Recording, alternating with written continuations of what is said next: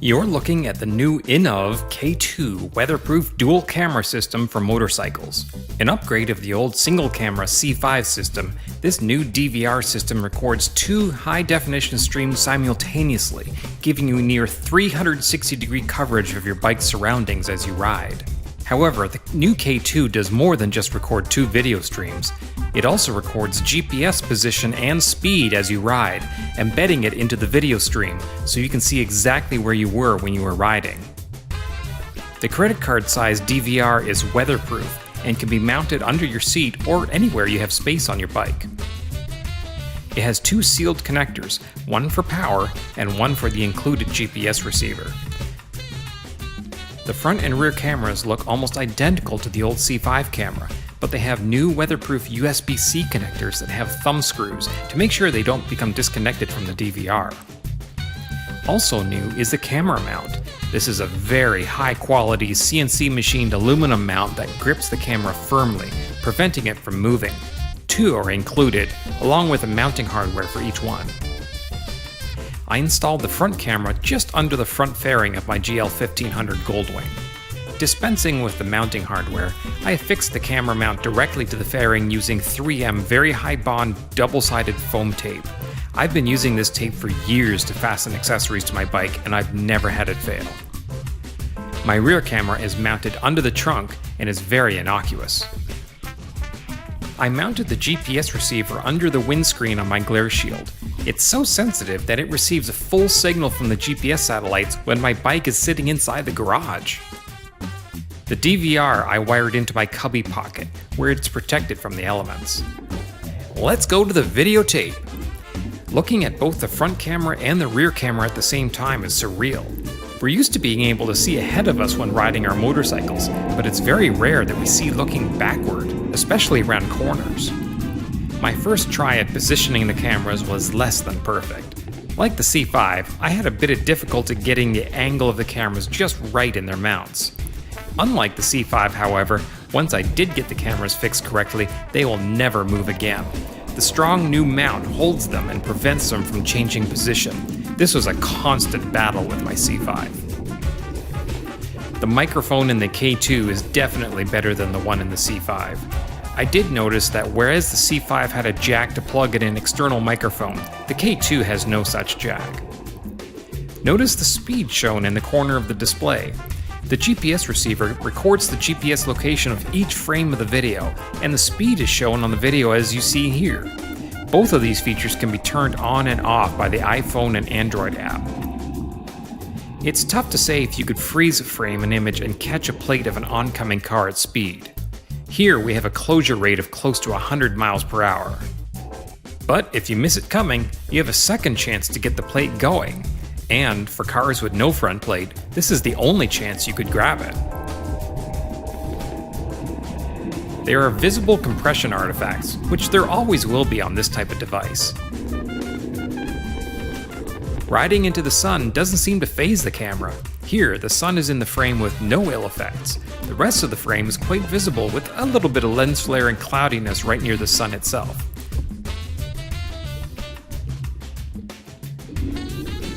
Turning away from the sun, the camera recovers quite quickly. I was particularly impressed by how well the cameras adjusted to rapid changes in brightness.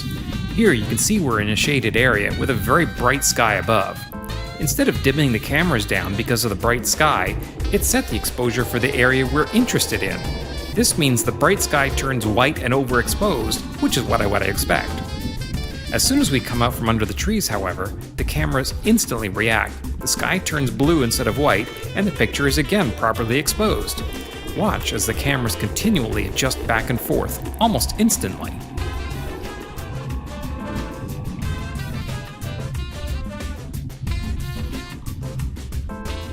Of course, where this system really comes into its own is in traffic.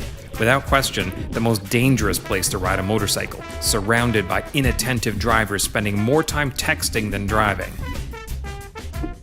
If an accident were to happen, who will the police believe? The soccer mom on her way to church, or the degenerate biker stereotype? Well, now you have positive evidence that yes, Mrs. Soccer Mom did actually slide into your lane without signaling and hit you. And no, you weren't doing a wheelie at 70 miles per hour like she claimed. Speaking of 70 miles per hour, the camera system also does very well at highway speeds. Especially in daylight, the camera shutter speed is extremely rapid, meaning individual frames are being caught as sharp images. Even at 75 miles per hour, there is absolutely no blur. Every frame is absolutely razor sharp. At night, the system does extremely well but has a little trouble with bright lights, such as headlights. There's considerable flare around the lights, so much so that I initially checked to see if there was fog on my lenses. The fact that the C5 did not have this issue, and that this camera is actually an improvement on the C5 camera, leads me to believe that this is a firmware issue in the way that the compression is being done. This is good news because it means it could be fixed with one of the continual firmware upgrades that Innov issues for its products. And that's great because the nighttime performance of those new cameras is nothing short of astounding. Unlike some cameras, they don't revert to black and white in low light, and they can actually see more than the human eye in dark environments. The rear camera on my bike has only the illumination of my red running lights, yet on camera, it looks like I've got a road flare stuck in the back lighting things up. You can actually see the glow in the sky of the nearby city as I ride. I can see more in the view ahead from the front camera than I could see when I was actually riding the bike taking the video.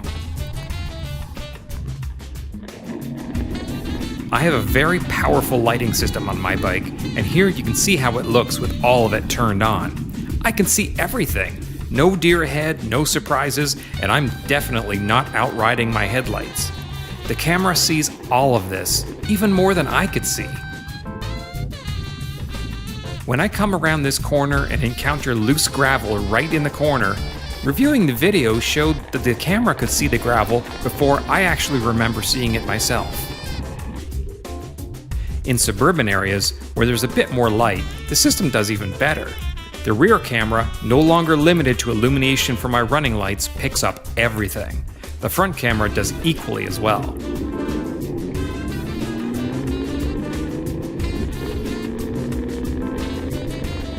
And of course, in more urban areas, where there's more light and more traffic, the system does equally as well. Apart from the lens flare I mentioned earlier, the nighttime performance beats the C5, as well as most other cameras in its class.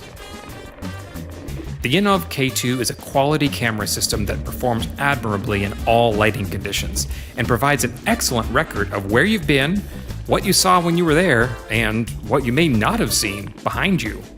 I definitely recommend it. For a full review on the Innovv K2, as well as hundreds of other reviews on other Goldwing and motorcycle-related products, be sure to visit us at GoldwingDocs.com.